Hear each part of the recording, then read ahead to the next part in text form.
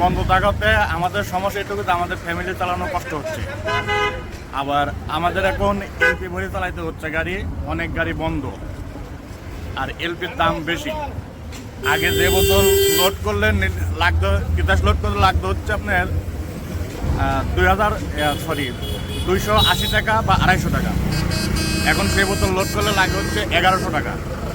আমি নিজে লোড করছি 1100 টাকা দিয়ে, যে বোতল লোড করা লাগবে হচ্ছে আপনার 280 টাকা।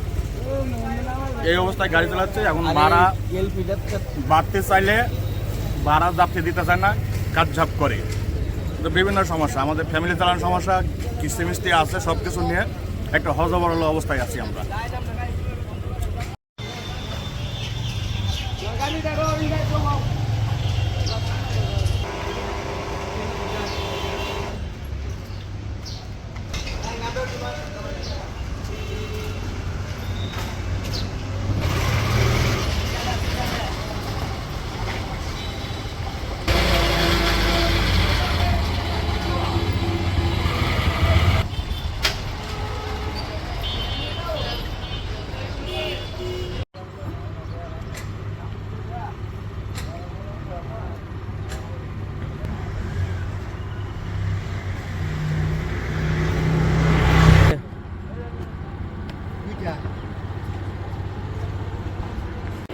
এটাই তো আমি সারা তোর কোনো ভাব নাই, বদ্ধ করে জন্য মানে এটাই তো এটা